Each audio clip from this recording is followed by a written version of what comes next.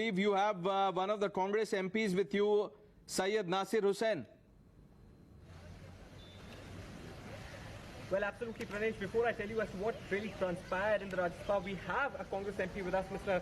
Syed Nasir Hussain with us. Sir, a lot of things happened in the Parliament, obviously, in the Rajya Sabha, which was completely unprecedented. The opposition parties have been opposing the bill completely. They say that this is completely against the farmers, this is completely the agricultural concept of India. How do you respond to, whatever transpired in the Rajya Sabha today? See, as usual, the Rajya Sabha session was on. Everyone were supposed to speak there. When most of the members had spoken, at 1 o'clock generally the Rajya Sabha adjourns and meets on the next day.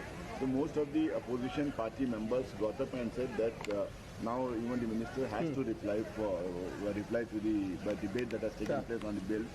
And then then we want a division on this. We want to oppose this bill. And then the vice chairman, the deputy chairman didn't allow a division. He just went on without heeding to what the opposition members were there. So everyone rushed to the well. They were shouting, they were sloganeering, and marshals were called. Members of the opposition parties were picked up. They were thrown out. There's so much of pandemonium. I think this kind of an uncivil behavior and this kind of an undemocratic behavior on behalf of the deputy chairman is something which is uncalled for. See, you can always call for a division of the house. You can always call for. You can wait for tomorrow. There's nothing wrong in it. You cannot bulldoze every bill. This is something which concerns the farmers of this country. This is something which concerns the livelihood and the lives of the farmers of this country. We have been opposing this bill. We could have always sent this bill to the select committee. We could have had further and broader discussions on that. We could have heard the Kisan leaders on this. We could have heard the agricultural experts on this. We could have heard the economists on this. Yeah. And then maybe we could have taken a decision. There's nothing very urgent on this because we are already in a pandemic crisis. We are already in a COVID crisis. We could have waited, discussed, debated this further, and maybe we could have come out with a decision on this. Sure. See, nobody wants to go against a farmer. I don't know why the government is going against the farmer. Where will the farmer see? More than 86% of the farmers have less than 5 acres of land in this country. They have very small produce. Where will they take their produce and go?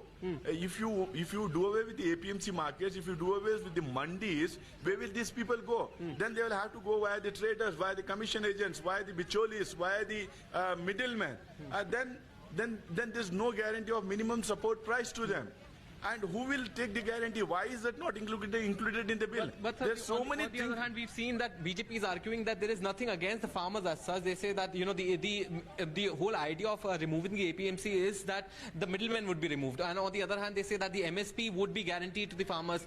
They say that that is essentially what the BJP is alleging, sir. By the way, they're saying that this is something that the Congress has also brought in its manifesto as well. So why are they opposing? See, I'll tell you something. This is a country of small farmers. We don't have big landholders here. Zamindari was abolished. And we have small landholders here. They have small produce. They have to take their produce. They can't take it to distant places.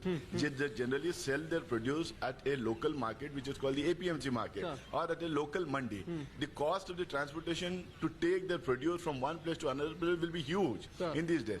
And then, who will guarantee the minimum support price? Why are you not including that in the bill? See, minimum support. See, they have promised n number of things to this country. Where are the 2 crore jobs? Where are 15 lakh rupees? Where is the rising India? They have given so many slogans, make in India. No. While the concerns that Mr. Nasir Hussain is raising, they are all valid, and the opposition's concerns will be looked into. Is the promise of the BJP. The behavior that unfolded in the Rajya Sabha today, which is also known as House of Elders, is condemnable. And let me bring in Madhav Das Gopalakrishnan, our senior editor, who was tracking every bit of it. Madhav, the opposition does not regret what happened.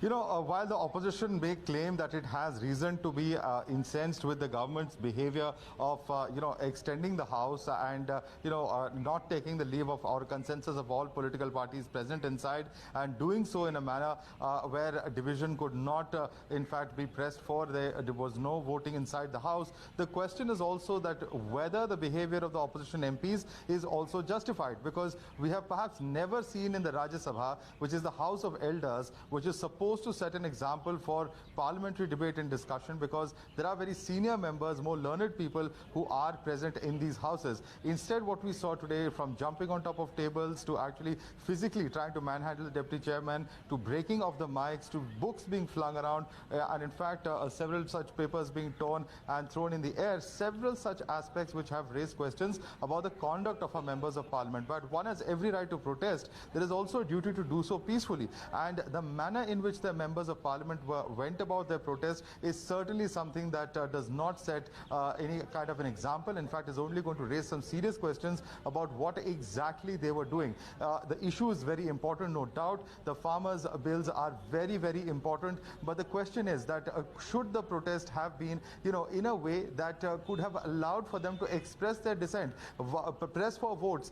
If the House was in such chaos, was it practically possible really to press for division? Now I'll come back to you, Madhav, on that point. More breaking inputs coming in as we speak.